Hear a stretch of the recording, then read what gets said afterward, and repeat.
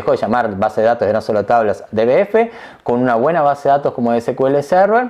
Arriba, digamos, le metíamos el concepto de Data Views de GeneXus, y después de eso le metimos arriba el tema de patterns y desarrollo web. O sea, estábamos, creo yo, en tecnologías, no sé, pero 30 años capaz, digamos, entre una cosa y otra. Habría que llegar a ver los tiempos, pero teníamos entre lo primero que se había hecho y lo último, yo no sé si nos estaríamos aproximadamente en 30 años de tecnología.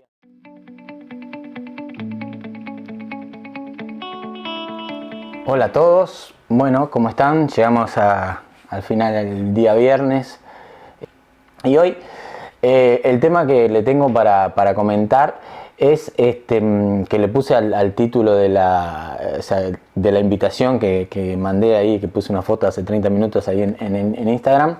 Es digamos, que había puesto Houston, we have a problem. Y digamos, en realidad, básicamente el problema es esa frase que es tan conocida, que todo el mundo dice we have a problem. Descubrí que en realidad que no es la frase original, que esa frase la cambió Tom Hanks cuando hizo la película en el 95, creo que fue.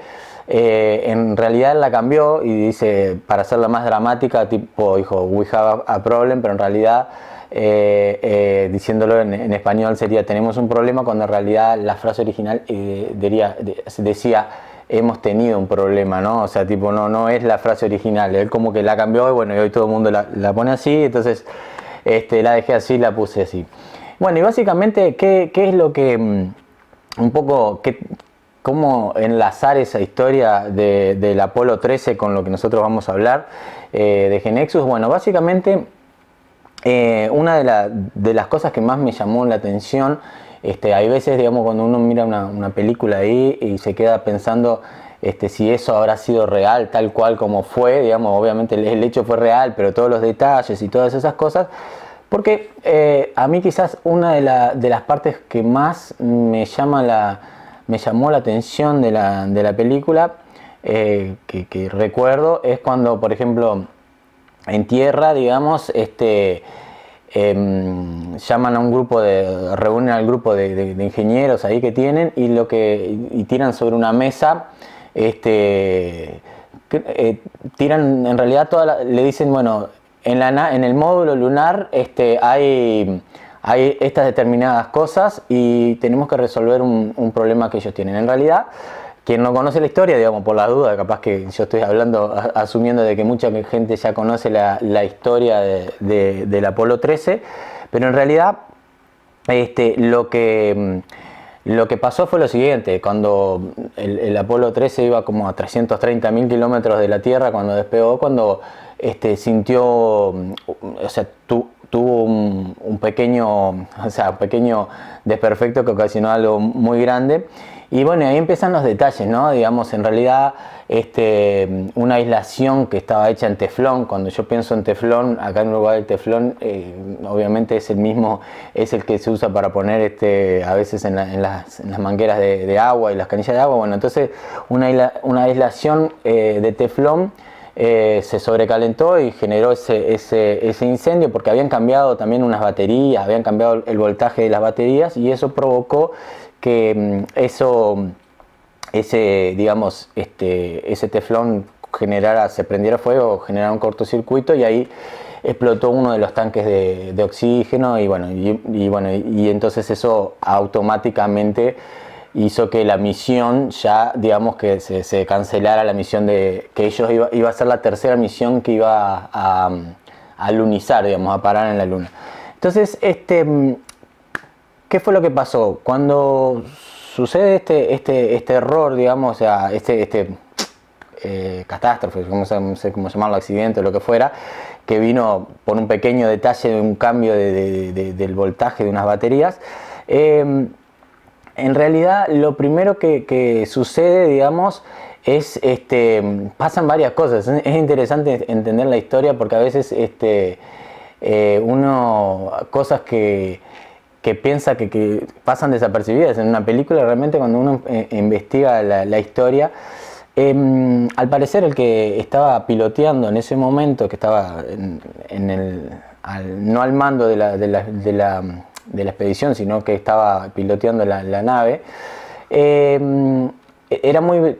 tenía costumbre de hacer una broma, de hacer no sé, que abrir algo y hacer un ruido ahí, y entonces digamos que causaba bastante miedo a los tripulantes. Entonces lo primero que pensaron, que eso no se ve en la película de esa forma, digamos, solo si uno lee se da cuenta un poco, de que lo primero que pensaron que había sido una broma, porque tenía costumbre de hacerlo, pero ya cuando el capitán lo vio y le miró y el otro se ve que le hizo algún gesto con la cara o algo que no tenía nada que ver, se dieron cuenta que tenían un problema. Entonces, bueno, la frase, digamos, en realidad como la conocemos todos, we have a problem, no es de esa forma, fue, digamos, un poco cambiada por Tom Hanks en la película.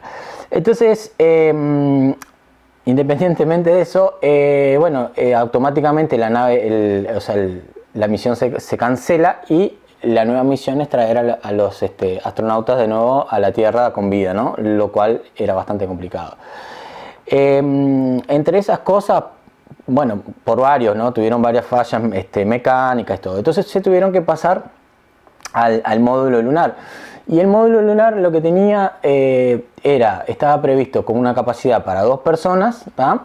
Y durante 36 horas, máximo 2 días, o sea, 2 personas 2 días. Bueno, y al final ahora debería comportar a 3 personas y durante 4 días. Entonces empezaron a hacer los ajustes y todo lo demás.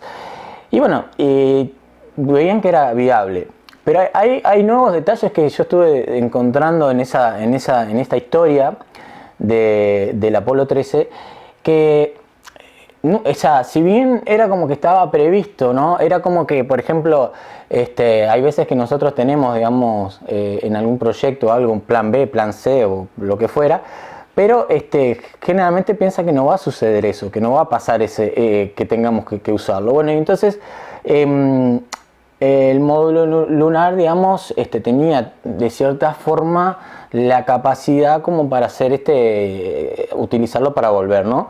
Entonces, pero bueno, había distintas cosas, no sé, de los propulsores, que no eran lo mismo y todo lo demás. Y entonces, uno de los detalles que nadie lo menciona, obviamente en la película nadie se va a importar por esas cosas, es que uno de los detalles que nadie menciona es que para hacer eso también tuvieron que desarrollar un software, ¿tá? Porque, digamos, en las condiciones que se estaba navegando, ¿tá? Digamos, porque tenían problemas, digamos que, por ejemplo, no sé, uno de los tantos problemas que tenían era que para la vuelta y cómo tenían que hacer esas cosas, era navegar con estrellas, digamos, con las estrellas, digamos, tenían que basarse para navegar con las estrellas, y lo que estaba pasando era que por un tema de que tenían, por la explosión y todo lo demás, tenían muchos como escombros así lunares y eso, y entonces tuvieron que cambiar la forma de navegar basado en el Sol. Entonces, entre esas cosas, había otros criterios que ahora sinceramente no los recuerdo, de cómo tenían que ellos navegar. Tuvieron que desarrollar un software específico, ¿tá? O sea, un software que le dijera, no a la nave, porque la nave, digamos, no podían mandar nada, pero sí a los que estaban en tierra, digamos, a los controladores de tierra, tuvieron que desarrollarle un software para que ellos, con esas nuevas condiciones, pudieran guiarlos de la mejor forma. Entonces, eso pasa desapercibido, capaz que está, yo la verdad no he visto, hace tiempo que no veo la película, pero si me hubiera... Siendo del área de software, yo creo que me hubiera acordado de eso, pero capaz que está y yo no lo recuerdo. Pero bueno, entonces hubo un desarrollo de software tipo acelerado para tratar de darles. Es como cuando se dice desarrollo de software, yo me imagino que debe ser como para tratar de hacer simular las condiciones para que la gente de tierra pueda ayudarlos a conducir la nave de la mejor forma para entrar en la Tierra. Pero bueno, lo que más me llamó la atención, y relacionado un poco a lo que nosotros venimos, que les quiero comentar hoy, es esa escena donde le dicen, bueno, dentro de la nave tenemos esto, esto, esto, y tenemos un problema que resolver, que es el dióxido de carbono. Como yo les decía, digamos, la nave, el módulo lunar estaba preparado para 2 personas durante 2 días y eran 3 personas durante 4 días.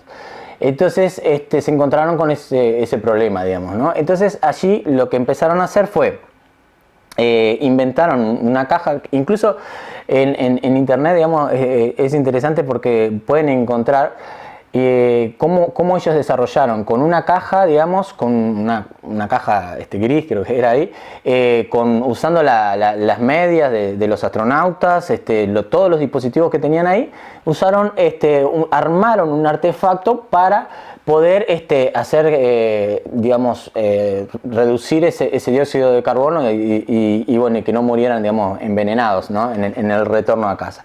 Entonces, creo que, digamos, dentro de todas las cosas, lo que más se destaca de la película, ¿no? de todo esto, de la escena, yo creo que lo que más se destaca es eso, ¿no? De que cómo los tipos pudieron volver y se encontraron con un montón de defectos y fue como que la historia lo marcó como que el éxito de un gran fracaso, ¿no?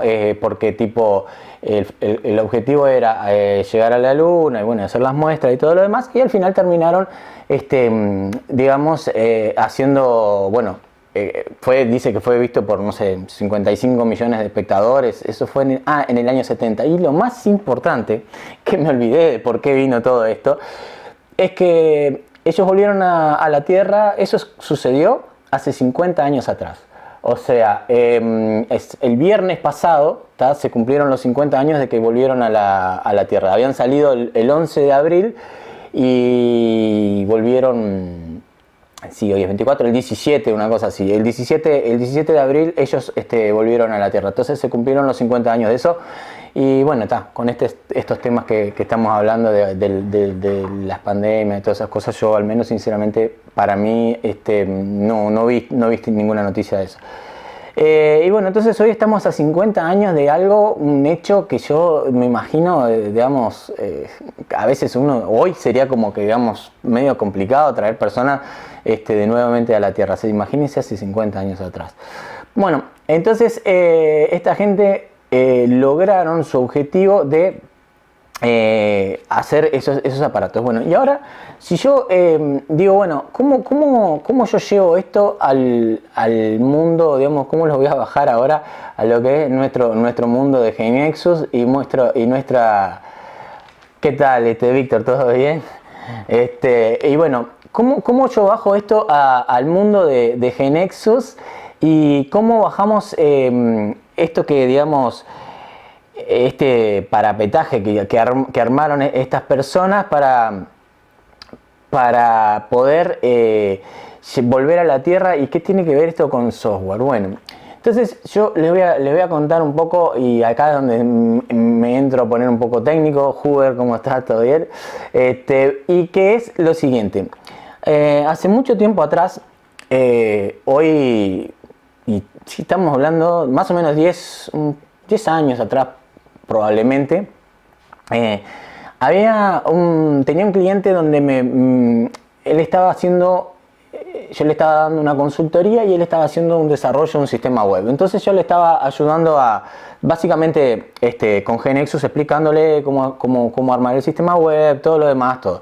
Entonces él lo estaba apoyando en ese desarrollo del sistema web.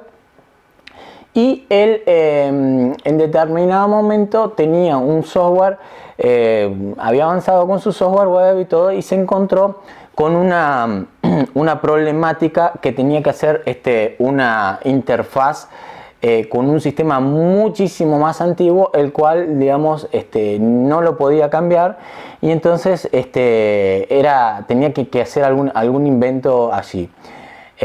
Para los que, digamos, están del área técnica, digamos, el software era hecho en una base de datos DBase, o sea, base de datos DBF, DBase no, eran DBFs, no me puedo acordar el lenguaje, pero era un lenguaje viejísimo también que leía las DBFs.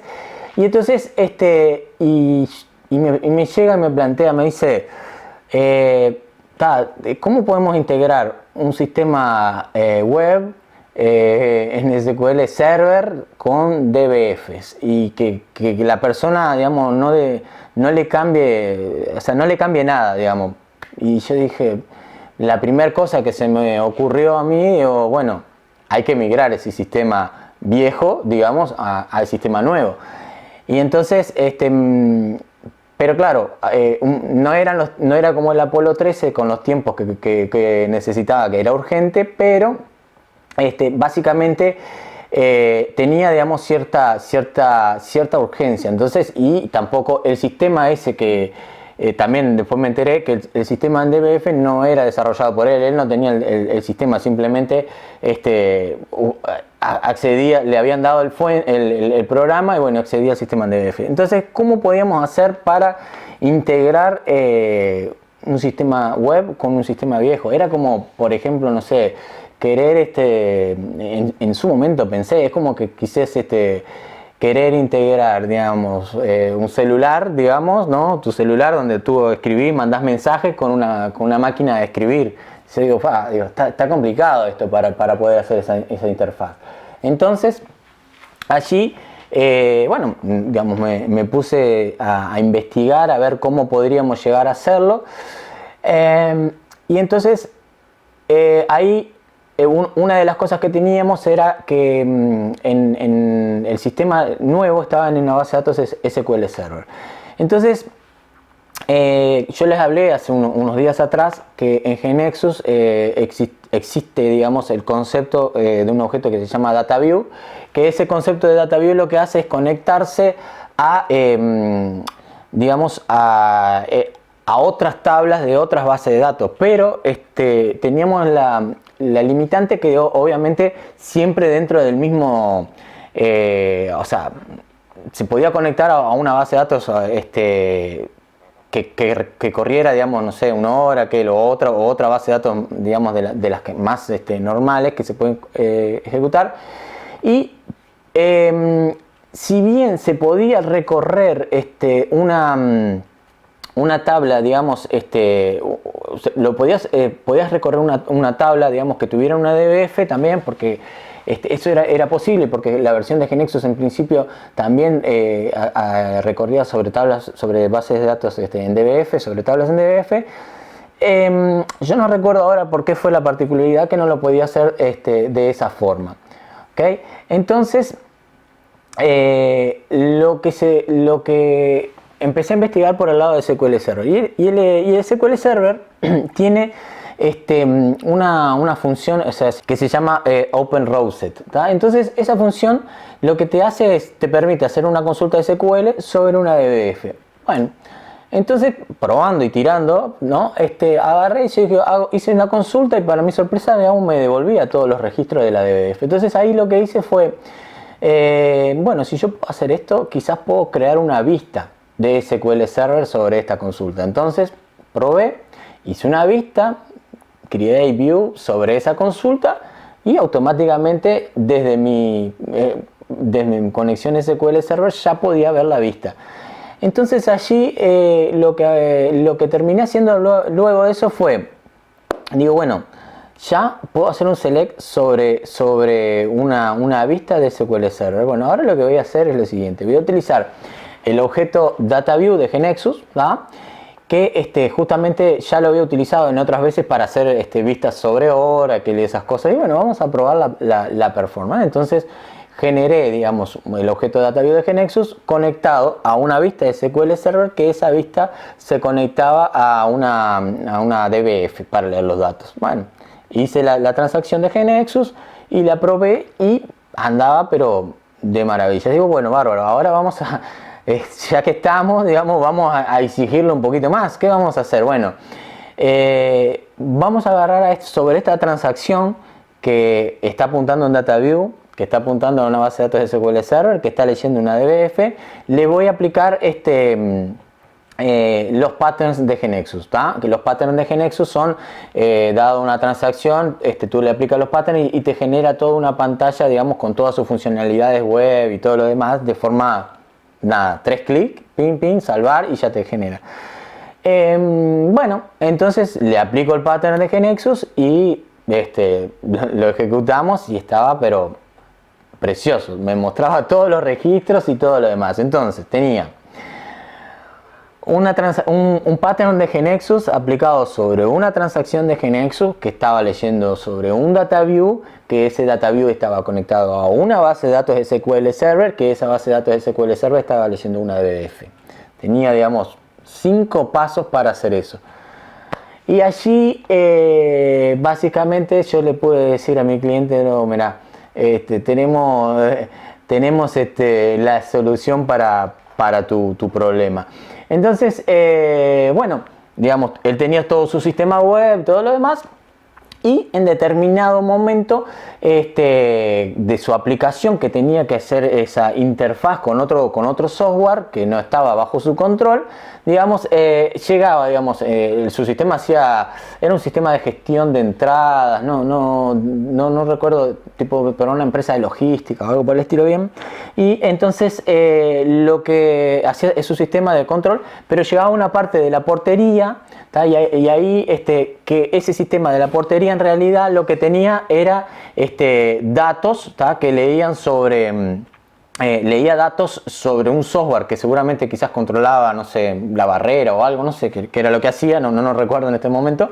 Entonces, lo que hacía era leer esas DBFs. Entonces, para el usuario final que venía trabajando con todo su sistema de logística, web, no sé qué, cuando llegaba una opción, digamos, ver portería, por decir alguna cosa, no recuerdo bien el nombre, cuál era la funcionalidad bien, ver portería, para el usuario final, seguía navegando en el sistema de la misma forma, de forma transparente. Entonces, el usuario final estaba en un sistema web donde estaba haciendo todas sus gestiones, sus trabajos, su logística, todo lo demás, y cuando llegaba a esa opción estaba viendo una pantalla web con un pattern de GNexus que estaba yendo sobre una transacción, que estaba yendo sobre un data view, que estaba yendo sobre una consulta de una vista en un SQL Server, que estaba yendo usando una función TSQL para leer una DBF. O sea, digamos, es lo más creo que he hecho varias conexiones y cosas raras. En realidad siempre me ha gustado hacer ese tipo de cosas, de buscarle la vuelta, decir, bueno, ¿cómo podemos hacer en Brasil le dicen engenioca, esta engenioca loca? Y yo creo que de las que he hecho, quizás esa fue la que más, digamos, alto, tiene como 5 o 6 interfaces, una con otra, y lo que puede sonar que, digamos, y esto no funciona lento, absolutamente, para nada lento, digamos, o sea, funcionaba, pero, digo, la verdad que la maravilla, como diciendo que nadie se podía imaginar cómo eso estaba enganchado. Así que bueno, eso es lo como... Cuando yo lo hago con la analogía del Apolo 13, obviamente que si bien no es un tema, la situación no es la misma, digamos, la crisis no es la misma, todo lo mismo, pero es el mejor ejemplo de tenés una situación, tenés un problema para resolver, bueno, a ver, ¿qué cosas tenemos, digamos, para armar todo este rompecabezas? Entonces, paso a paso, ¿no? Ir juntando la pieza 1 con la 2, de ahí armar la pieza, ahí ya tenemos una nueva pieza, vamos a juntarla con la 3, tenemos una nueva pieza, vamos a juntarla con la 4, tenemos una nueva pieza y la juntamos con la 5, y ahí finalmente encastramos todo y es digamos, algo transparente para el usuario final. Y bueno, digamos, ¿qué cosas utilizamos allí? Bueno, tenemos básicamente varias tecnologías, ¿no? Una tecnología, digamos, súper antigua, digamos, como eran las DBFs, donde son los primeros sistemas se desarrollaron sobre DBFs.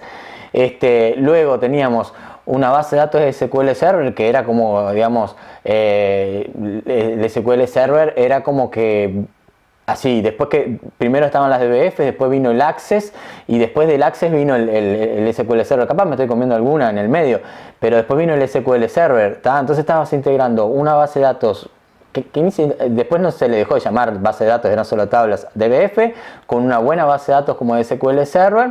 Arriba, digamos, le metíamos el concepto de Data Views de GNexus y después de eso le metimos arriba el tema de patterns y desarrollo de web. O sea, estábamos, creo yo, en tecnologías, no sé, pero 30 años capaz, digamos, entre una cosa y otra. Habría que llegar a ver los tiempos, pero teníamos entre lo primero que se había hecho y lo último.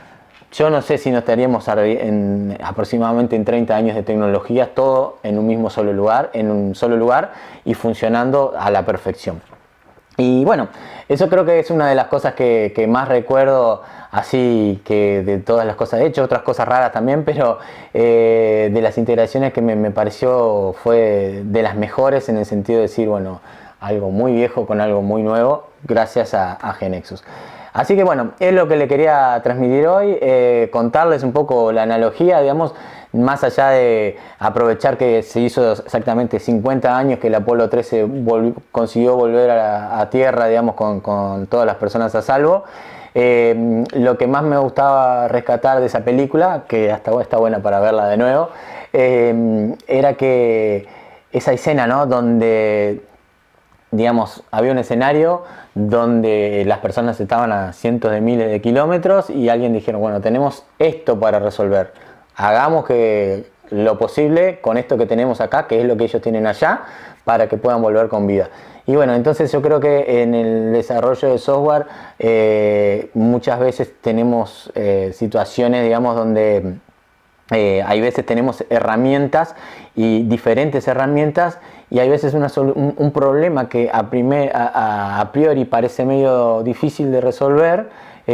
Uno empieza a combinar tecnologías y bueno, hoy se ven muchas más, digamos, ¿no? O sea, hoy cualquier software que tengas, por ejemplo, cualquier aplicación para Smart Device tiene detrás de ello, no es una cosa sola, tiene cientos de tecnologías o cientos capaz que no, pero bueno, tiene muchísima tecnología, software y todo lo demás integrado. Entonces, nada, era eso un poco lo que quería contarles, que todo eso fue posible. Lo que más me gustó era eso, la integración en aquella época, estamos hablando de 10 años atrás, era integrar tecnologías con 30 años prácticamente de diferencia y bueno, y que para el usuario, el usuario que usaba el sistema que no sabía, no se enteraba ni qué es lo que estaba pasando por detrás. Así que bueno, espero que les haya gustado, que les sirva, que bueno, después en el blog pondré los datos de cómo hacer esa consulta en SQL Server, esa TSQL se llama OpenRouseSet. Y bueno, para que un poco si el día de mañana lo necesitan hacer, si se encuentran, ¿y esto qué es? ¿Una DBF? Bueno, capaz que nunca se van a encontrar con una DBF, pero si algún día se la encuentran, saben que todavía se puede seguir trabajando y bueno, y haciendo cosas con ellas y puede convivir con las tecnologías actuales. Así que nada. Nos vemos en la próxima, les agradezco por estar acá y bueno, esto va a estar, luego de esto va a estar en Instagram TV y en YouTube y en Facebook también, si es que Facebook nos deja subir, porque realmente me ha fallado, es la única que últimamente me está fallando la subida de los videos. Nada, pero no es un tema nuestro, es un tema de Facebook, me parece que está sobresaturado o algo, o no sé. Bueno, gracias y nos vemos en la próxima. Chao, que pasen bien.